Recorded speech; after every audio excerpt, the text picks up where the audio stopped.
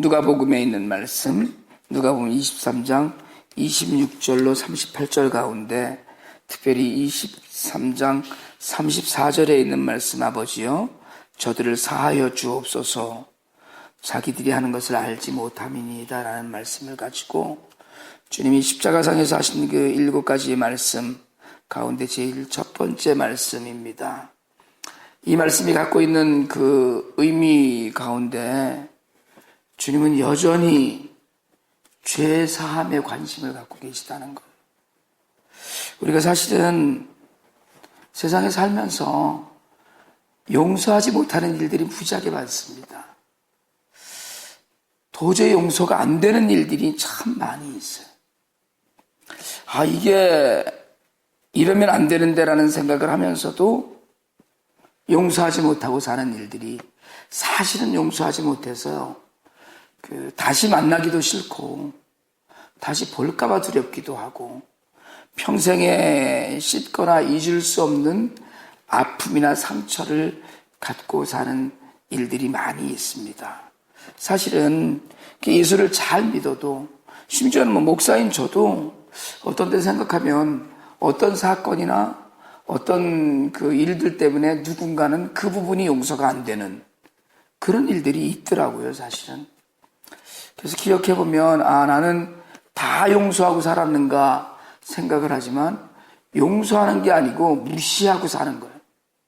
용서하는 게 아니고 잊어버리고 그냥 사는 거예요. 용서와 망각은 전혀 다른 거거든요. 내가 용서했다는 건 내 마음이 치유가 된 걸 이야기해요, 사실은. 내 마음 안에 아무런 미움이나 내 마음 안에 아무런 그 아픔이나 이런 것들이 남아있지 않았을 때 용서했다는 증거가 됩니다. 그러니까 누군가를 딱 이렇게 생각하면서 어떤 사건을 생각하면 생각하고 싶지도 않다, 이러면 이게 용서가 된 게 아니에요. 우리가 애들이 뭘 잘못하면 용서해 주거든요. 아빠 잘못했어요 이러면 그래 알았어 괜찮아 다음부터 그러지 마 이렇게 얘기를 하는데, 두 번째 또 잘못을 하면 너 지난번에도 이랬잖아 이렇게 얘기를 해요. 지난번에도 이랬잖아 이렇게 얘기를 한 건 이미 그때 그 일에 관해서 완전한 용서가 되지 않았다는 걸 이야기해요. 그러나 주님은 공생의 기간 동안에, 사역 기간 동안에 수없이 많은 죄를 사하는 권세를 보이셨거든요. 예를 들자면 가버나움에서 중풍병자의 친구들이 중풍병자를 데리고 왔을 때 정말 중풍병자의 죄를 먼저 사하시고 믿음을 보시고, 그리고 소자의 내 죄의 사함을 받았느니라 이야기하시고요. 또 심지어는 38년 된 병자가 나왔는데 성전에서 다시 만나잖아요. 그때 더 심한 것이 생기지 않도록 죄를 범하지 말라고 이야기하셔요. 이 이야기는 용서했다는 거예요, 앞에 것은. 그러니까 그렇게 용서에 관해서 관심이 많으신 주님이 원수들까지도 용서하시는 모습, 저들이 하는 걸 저들이 알지 못한다고.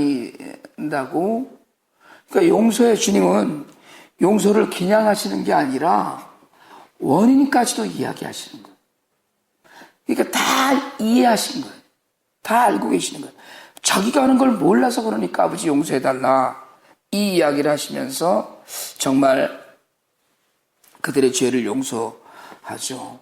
사실 우리가 베드로가 이제 주님을 3번 부인했잖아요. 3번 부인했는데 주님이 갈릴리에 찾아오셔서 3번이나 나를 사랑하느냐 그런 이야기를 물으심으로 해서 베드로의 그 아픔의 상처를 치유해 주시고 다시 한번 일어나서 정말 주님을 사랑한다는 고백을 드리게 했던 것처럼, 사실 주님은 어떻게 보면 용서 자체로, 그러니까 우리의 죄사함을 위해서 십자가에 달리셨으니까 우리의 죄를 용서하시려고 그래서 십자가에 달리셨기 때문에 그 용서 자체이죠. 믿음은 여러 가지 모양으로 나타납니다. 믿음은 정말 결단하는 거로 나타나고, 순종하는 거로 나타나고, 믿음은 소망이기도 하고, 믿음은 정말 하나님을 향한 뜨거운 사랑이기도 한데, 믿음은 한편으로 생각하면 용서예요. 그 용서 안에 하나님의 사랑이 있음을 알고 그 가운데 정말 주기도문에서도 주님 그런 말씀하시잖아요. 우리의 죄를 용서해 준 것 같이 우리 죄를 용서해 달라고 이야기하셨고요. 주님은 베드로가 얼마나 자랑스럽게 얘기를 해요. 7번 내가 용서하리까 얘기했더니 70번씩 7번이라도 용서하라. 끝도 없다는 얘기죠.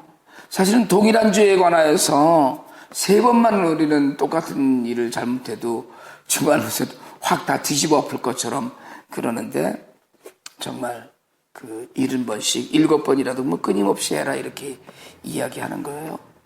스데반 집사 이야기하잖아요. 스데반이 죽으면서 예수님 말씀대로 용서해요.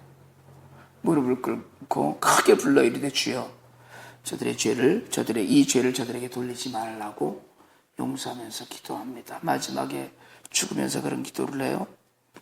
오늘 이 말씀을 묵상을 하면서 주님이 십자가에 달리신 건 내 죄를 용서하기 위해서입니다. 주님이 고난의 길을 가신 건 나의 죄가 사하여지게 하기 위해서였어요.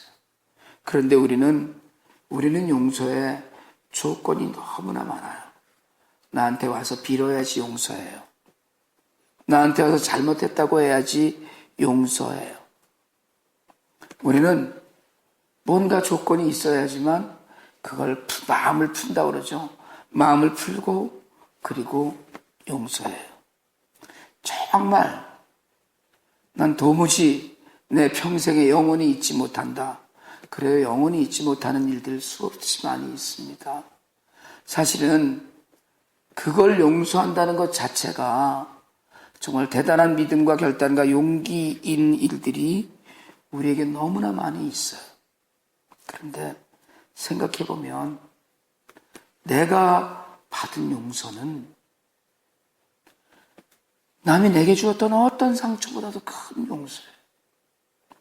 그 십자가를 기억하고 주님의 고난을 기억한다면 그러면 우리가 정말 주님의 고난에 동참하는 그리스도인으로서 하나님의 자녀와 제자로서 오늘 우리도 용서할 수 있어야 합니다.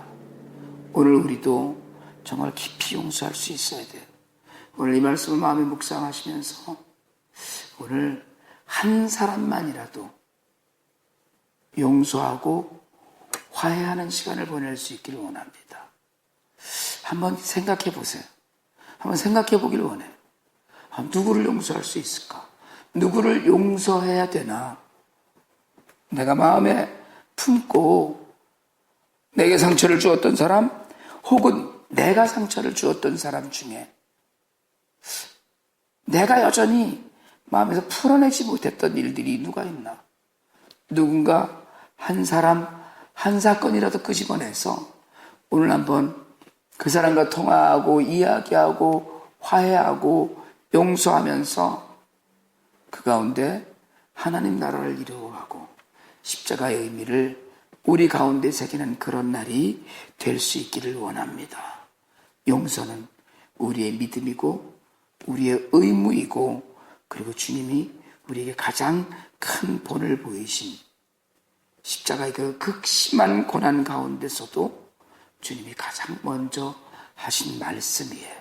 우리가 그 본을 받아서 십자가의 평강을 온전히 나누고 우리도 누리는, 용서하지 못하면 내가 편안하지 않습니다.